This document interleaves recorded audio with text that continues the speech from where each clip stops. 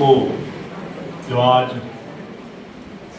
हम कारगिल दिवस के रूप में उनको आज उनकी शहादत को, उनके साहस को याद कर रहे हैं। मैं उन वीर सैनिकों को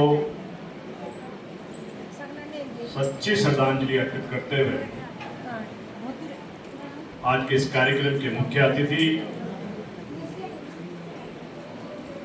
बद्रीनाथ केदारनाथ टेम्पल समिति के जो सम्मानित अध्यक्ष हैं, बड़ा सौभाग्य है कि गढ़वाल राइफल का जो एक नारा है, जय बद्री विशाल की जय, जय बद्री विशाल की जय। तो आज आप बद्री विशाल के श्री चरणों में आप अध्यक्ष के रूप में प्रदेश को गौरव करने का काम कर रहे हैं। ऐसे आदरणीय हेमंत द्विवेदी जी, कारगिल का जब हम जिक्र करते हैं और फौज का आर्मी ऑफिसर ना हो तो सब कुछ अधूरा है। वैसे जनरल अहलुवालिया जी, अपने आदरणीय सुभाष भरद्वाज जी, सुभाष भट्ट जी, आदरणीय कैनोली जी, शहादत को याद करने का एक समय ऐसा है जब देश, क्योंकि हम लोगों ने देश की आज़ादी में जो स्वतंत्रता सेनानी लोग थे, जो देश के लिए लड़े थे, उनको नहीं देखा था। लेकिन आज हम लोग कहीं न कहीं जो कारगिल में हमारे देश की सुरक्षा के लिए शहादत हुए थे, वीर गति को प्राप्त हुए थे, उनकी शहादत को याद करने के लिए इकट्ठा हुए हैं। तो ये हम लोगों को ये बताता है कि देश में मर मिटने वालों को हम हमेशा याद करते हैं, उनको याद भी करना चाहिए। कारगिल एक ऐसा युद्ध था जो पाकिस्तान ने हमारे ऊपर जबरदस्ती थोपा था, लेकिन आज के दिन 26 जुलाई 1999 को जो कारगिल को हमने फतेह किया था, ये आज कारगिल शौर्य दिवस इसी रूप में मनाया जाता है। बात कारगिल की है तो सैनिकों को सम्मान देने की बात आती है, उनको याद करने की बात आती है। ये सैनिक चाहे आप किसी भी युग में देखेंगे, अब एयर स्ट्राइक की बात करते हैं, अलग अलग चीजों की बात करते हैं, लेकिन एयर स्ट्राइक सनातन धर्म में अगर किसी ने पहले किया था तो हमारे हनुमान जी ने किया। वो श्रीलंका गए और लंका को जला के आ गए। ऐसे वीर सैनिक जो हमारे हैं, वो देश सनातन के लिए एक हनुमान के रूप में है। वो रक्षा करने भी जानते हैं, सनातन को जिंदा रखना भी जानते हैं। ये सौभाग्य ये है कि इस प्रांगण में मेरी माओं की संख्या बहुत ज्यादा है।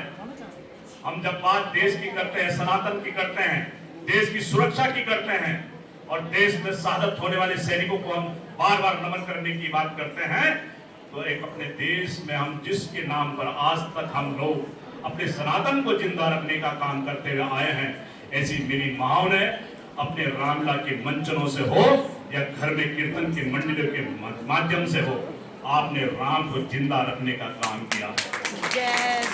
राम को चरित्र के रूप में, राम को सही धरातल में उतारने का काम कोई करता है तो एक ऐसा वीर सैनिक जो देश का निर्माण भी करता है और देश को आगे बढ़ाने का काम भी करता है, और देश नहीं पूरे विश्व के अंदर सनातन को जो गर्व से अपने आप को महसूस करता है कि हाँ, मैं सनातनी हूँ, मैं देश के लिए मर मिटने वाला हूँ, मैं राष्ट्रवाद की बात करता हूँ, मैं हिंदुत्व की बात करता हूँ।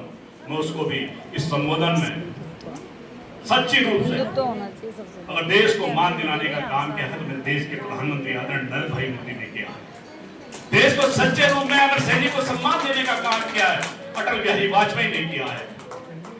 ये कारगिल उनके समय का था, आज उनको भी याद करने का समय है कि आपने उस कारगिल को किस तरह से जीता और देश नहीं पूरे विश्व के अंदर आपने दिलों में जगह बनाने का काम किया है। मैं एक बार उनको भी बहुत बहुत याद करते हुए विनम्र श्रद्धांजलि देता हूँ।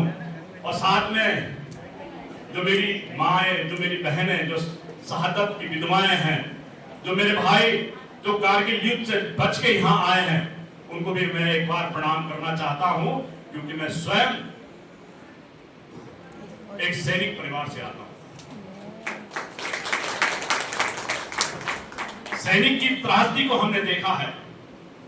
जब सेना में आदमी भर्ती होता है, बेटा भर्ती होता है, पति जब लास्ट किसी बॉर्डर में नौकरी कर रहा होता है तो घर की जो बेचैनी होती है वो माँ को पता है।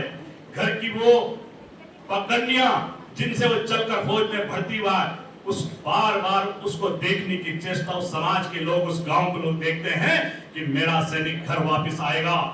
और वो देश के लिए जब शहीद होता है, जब उसका पार्थिव शरीर जब देश के तमाम उसमें चला जाता है, जब गांव की खलियानों में उसका शरीर आता है, तो उस चीज को, वेदना को सहने का जो एक जज्बा किसी में है, वो मेरी माओ में है, मेरी बहनों में है। मैं उनको सलाम करता हूं।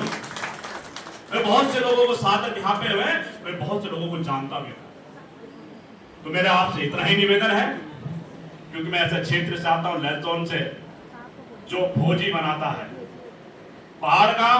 माननीय जनरल साहब, देश के अंदर 20% सैनिक उत्तर प्रदेश दिया करता था, और वो उत्तर प्रदेश के अंदर वो 20% मेरा गढ़वाल और कुमाऊं पूरा करता था। अगर देश के अंदर 100 लोगों की भर्ती है तो 20 सैनिक उत्तराखंड का वो नौजवान उस कंदराओं में रहकर देश की रक्षा करता था। ऐसा उत्तराखंड मेरा उत्तराखंड है। मुझे गर्व होता अपने उत्तराखंड में, जो अपनी आंतरिक और बाहरी सुरक्षा के तक पर रहने वाला है। मैं एक बार तमाम उन शहादत को श्रद्धांजलि देते हुए अपनी बात को विराम देता हूं। आज आपने मुझे बुलाया बड़ जी, बहुत अच्छा लगा, और ये निरंतर अविरल चलना चाहिए। देश में मट मिटने वालों को हमेशा याद करना चाहिए। यही तो एक सच्ची श्रद्धांजलि आपके माध्यम से उन लोगों को मिल रही है। बहुत बहुत धन्यवाद। जय उत्तराखंड, जय भारत।